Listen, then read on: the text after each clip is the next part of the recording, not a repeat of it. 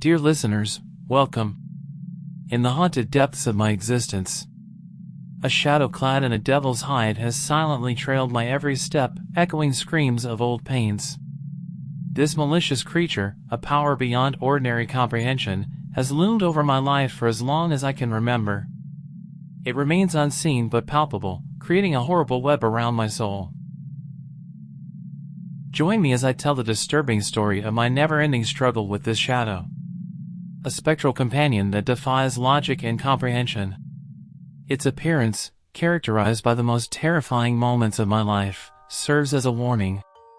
A cautionary tale for those who have yet to confront the heinous truth that lies in the shadows of our deepest nightmares.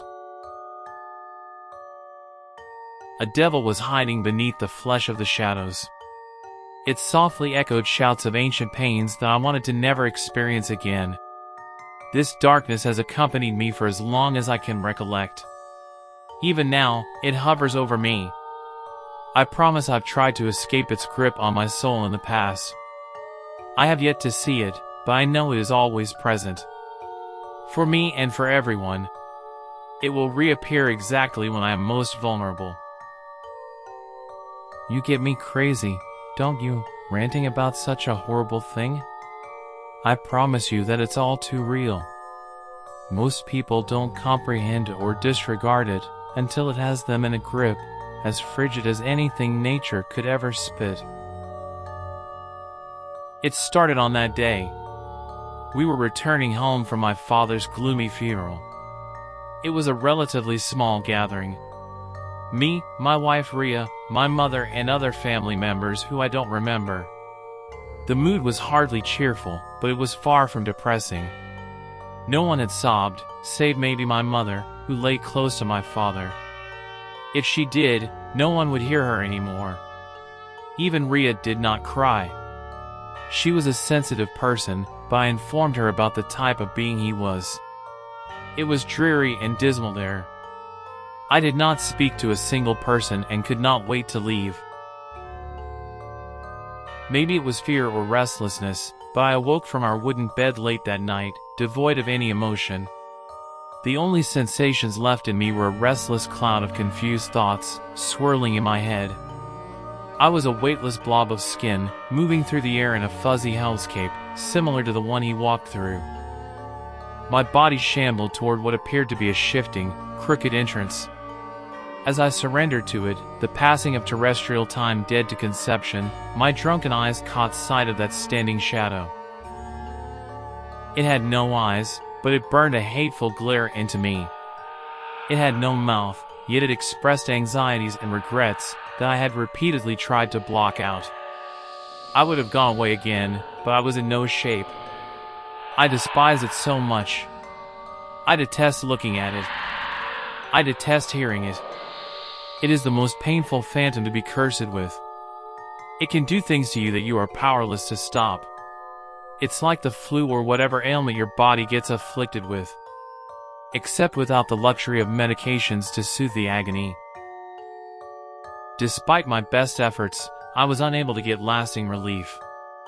That shadow always found me, and cared not for what I had taken to obtain any ounce of freedom from its anger. No amount of physical suffering can compare to the constant anxiety that this shadow causes me. Trapped in a strong, familiar state of inebriation, I didn't feel my normal disgust for it. I pushed my figure towards where it stood, and all at once such repulsive emotion took me over as the ones he vented onto me. I should have been terrified, but all I felt was relief that I was still experiencing anything. In my wet ears, I heard distant footsteps approaching me. I drew my shape back around at the sound, the ground beneath my feet crumbling more beyond structure. I bore witness to the horrifying vision of myself slogging forward. I could not bear to stare at it any longer. In an instant, I grabbed his throat in my shapeless hands and repeatedly bashed in his face, a rush of dopamine coursing through my mind, while feminine moans echoed all around me. I couldn't stop thinking about how much I wanted to destroy such a horrible human. With each swing, I felt pure joy. I haven't felt this joy since I married my sweet Rhea. I didn't care what I was doing, I was pleased. Her screaming finally came to an end after what seemed like an age. The disgusting waste on my knees was limp and unidentifiable. Of course, I realized what I did. I was ecstatic that I wouldn't have to look at that thing again, whatever it was. I would cry right now, but I've become emotionally detached. Still, neither she nor I deserved it. I considered anyone who could release me from the torment of the shadow. She couldn't, at least not indefinitely. She never stopped trying. The saddest aspect is that it does not end with me. This shadow, whether alone or with others, chases every one of us. I know it does. Perhaps you haven't seen it or recognized its diabolical appearance, yet it exists. When deep-seated anxieties and anger overtake you and you believe the world is beyond your control. That's it. The dreadful shadow is devouring you. I only hope you will regain the strength I have long lost to beat it back. It's too late for me. I have yet to find a way to finish it permanently. A part of me doubts its weakness. But you're not yet lost.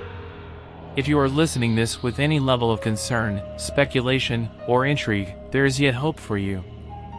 I beg you to confront and deal with it head-on, no matter how much you want to look away. Control the shadow before it takes it from you.